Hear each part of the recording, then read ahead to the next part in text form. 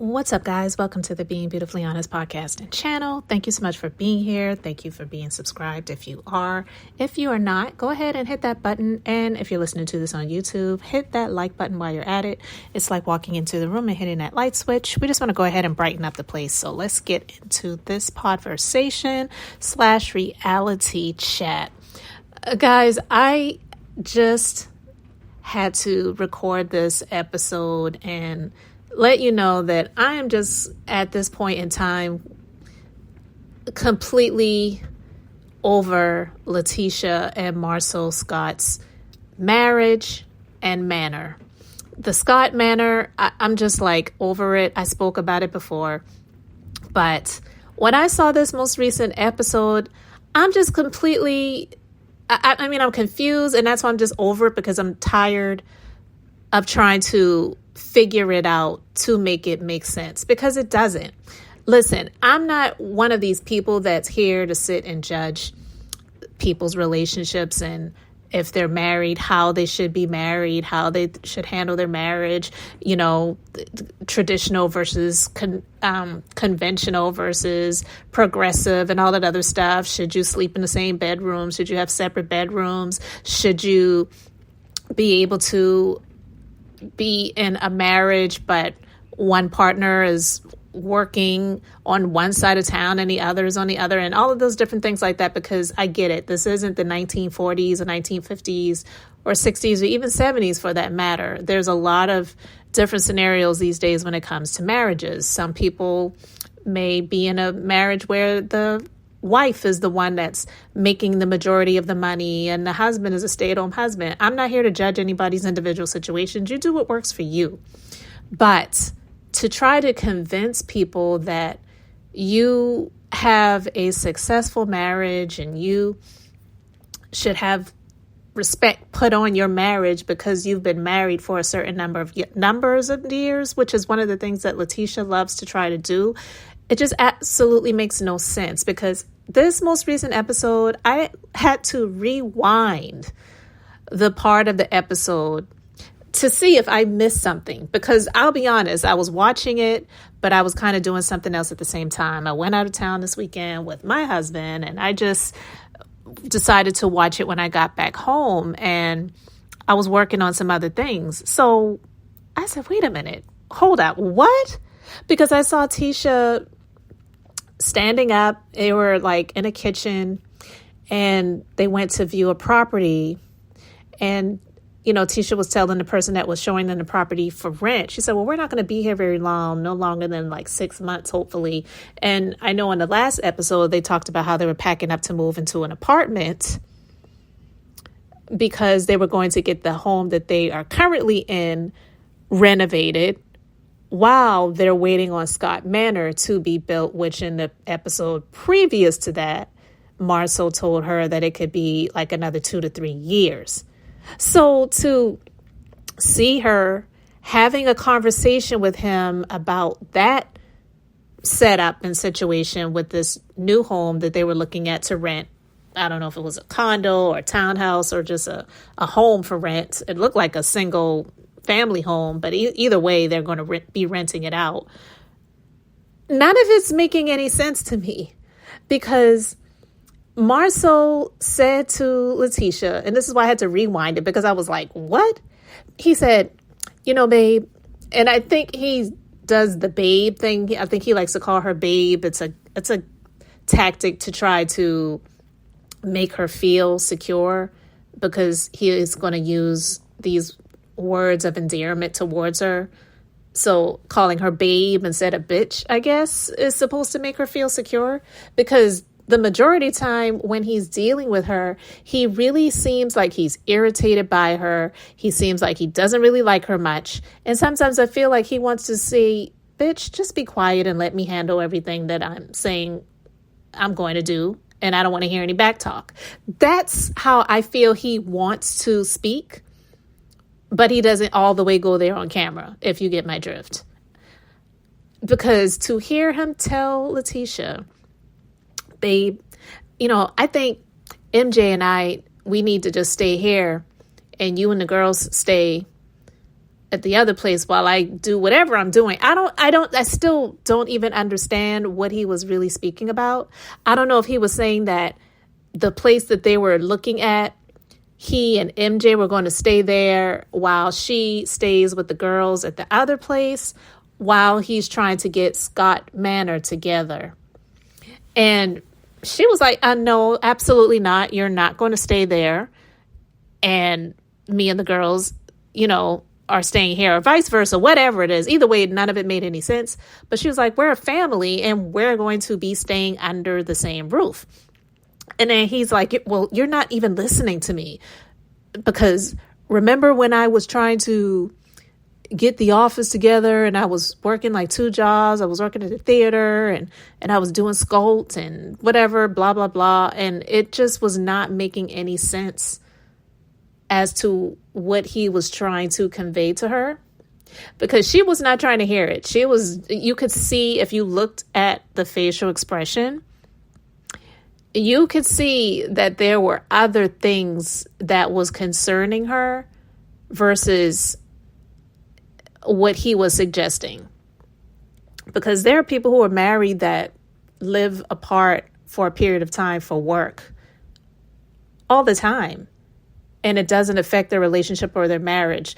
Infidelity isn't an issue in everyone's marriage. I actually do agree with Latisha when it comes to that, when it's to say that infidelity isn't an issue that every woman has to deal with in their marriage, because it really isn't. But that's still not to say that every marriage is perfect, because there are some men and women who have other issues. Sex isn't everyone's issue.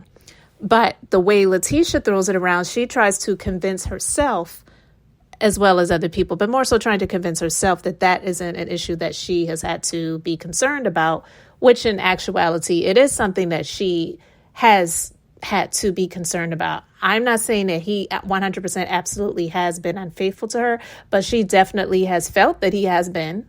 She definitely has. But she doesn't want to be seen as someone that's gone through the same types of things that Melody has gone through. So she wants people to put respect on her marriage. But if you see Marsau and how he has been reacting to her and this whole situation, honestly, he's looked spent with her for some time. That's probably one of the reasons why he looks older than his age. Just being honest, because I still don't believe that he is younger than Maurice. I'm not really believing that, but they say that he is younger than Maurice. I don't know what it is, but I don't know if he just had all of these nefarious, evil plans for Tisha, which is why he saw her as his prey and he was the predator, and he knew that he was going to tie her down and marry her because he saw someone that he could really, I feel, manipulate. And now it's getting to him in all of these years of sticking in there. And he said it before on the show several seasons ago that for him, divorce wasn't an option. If he has to be depressed, then he's just going to be depressed, but he's just going to deal with it and go through the marriage. And that didn't sound like someone that was just like, I love my wife for better, for worse. I'm going to try to make, this relationship and this marriage be as successful as I possibly can. And it doesn't mean that everything is easy and everything is perfect, but we're trying our best. I mean, he just looked like somebody that was spent. He was tired and he's like, well, yeah, I'm depressed, but I'm just going to be in this because that's what marriage is. No, that's not what marriage is supposed to be.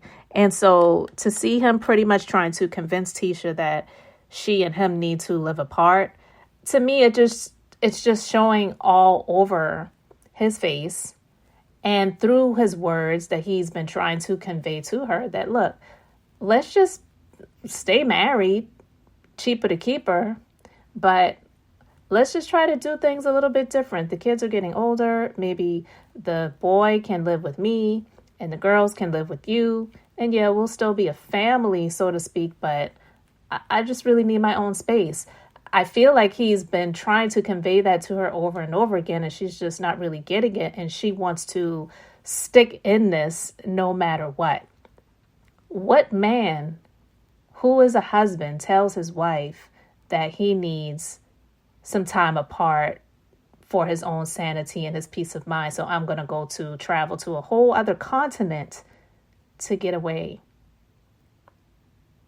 It just doesn't make any sense. But you're not legally separated. He's not saying, we need to separate. No, he's saying we can still be together, but I need my time and space. So let me do me.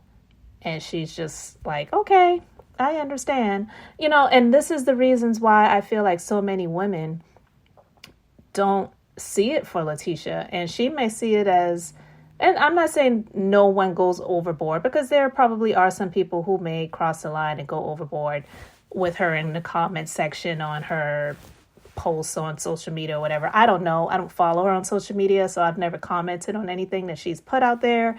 To be honest with you, I haven't even really seen much that she has put out there because I just don't follow her. But I feel like she gives people so much bait by continuing to show this broken marriage to the public, but yet wants to act like she's team wifey and she's standing up for marriages, and marriage is a great thing, and she just wishes more people would really get into marriage. No, your marriage is a horrible example, and you really should not be the poster couple for marriages. You should not be the poster woman for wives. He definitely should not be the poster man for husbands. He should be the turnoff for a woman getting married and say, look, if you get with somebody that's like this, steer clear. Do not pass. Do not go forward. Deny. If the request is asked of your hand in marriage, say, no, I'm good on that. I'm just saying, because for me, watching this episode, it was extremely cringy to see her facial expression. I could really read her mind. I'm not even going to say I'm a mind reader, but I really believe that I could read her mind to say, are you really doing this right now, Marsau, on camera? Because you know that they're going to use this for the show. They're not going to edit this out. And you're making me look stupid right now. And I've really asked you to stop doing that because I feel like you've been doing that so much. And I could feel the cracks in this marriage, but I was hoping that we were getting to a different space in our relationship, and you're just showing me that nothing really has changed and it's actually getting worse. I don't know, but I'm just sharing my thoughts on it, because to see that, I almost kind of felt bad for her in the moment, but then I think about how she, in my opinion, she's gloated about her marriage and tried to, in my opinion, make Melody feel bad about the things that she went through in hers. And even though that was years ago, and unfortunately she's still going through things with this psychopath that she was married to, and unfortunately still has to co-parent, I should say, children with, 4 of them for that matter. And you call that woman a dark soul and say that she is a definition of the devil in sheep's clothing. By the way, I've never heard anyone say it in that way. I've heard of a wolf in sheep's clothing, but not the devil in sheep's clothing. But anyway, I digress. That's what makes me kind of say, well, maybe this is kind of your karma. I don't know, but I'm saying it definitely looks that way. This man does not like her, and he, in my opinion, just does not want to be really around her. I'm not saying that he doesn't love her, but I don't think that he really likes her. And I feel that almost everything that he's doing right now is in a sense of obligation, but he wants to try to do some things differently. So if they can live in separate spaces and still be a family and convince her that that's the way to go, then he 100% would do it. But it's him trying to convince her to do that because she doesn't come from that. So she wants to be the one to be the change, so to speak, from her mom being married, being divorced, or it's not even being divorced, still married, I believe, but also having a boyfriend. She doesn't want to have this dysfunctional marriage and relationship, but it already is dysfunctional. I just feel that this woman just really needs to seek real therapy. I feel that the therapist that they had before, even though Marsau didn't want to see him anymore himself, she was going to him. I feel like she really should seek a good therapist and figure out a way to do things differently in her life. And if it means her dissolving that marriage, I just feel that she would be better off for it, because it's sad to see someone stuck in something because they feel like they're trying to prove a point, prove the audience or the naysayers or the what they call the haters wrong. But no one's here cheering for her marriage to fail. Honestly, I feel more people are hoping that she just sees the light and sees that no one is here rooting for your marriage to crumble and fail, but they're actually just saying, well, we'll wait and see because you claim that it's so great, but the way it's looking to the public, it really doesn't look that way. And to see this most recent episode and to see how he was trying to convince her that they really needed to live separately, but she wasn't having it, I was like, girl, I don't know when you're going to wake up, but hopefully it will happen sooner than later, but we shall see. Well, you guys let me know what you thought about that in the comment section. And do you feel that Marsau may already be living separately and she just doesn't know about it? Because I do remember on this last reunion, there was the allegation that he and Hotel actually had an apartment together at one point in time, and he tried to deny it, but Hotel said that they actually did. So I don't know. Thank you guys for being here. Thank you for liking and subscribing. I'm Beth. I'm just being beautifully honest. So until the next time, I just wanted to keep it brief, beautiful, and now I'm going to say bye.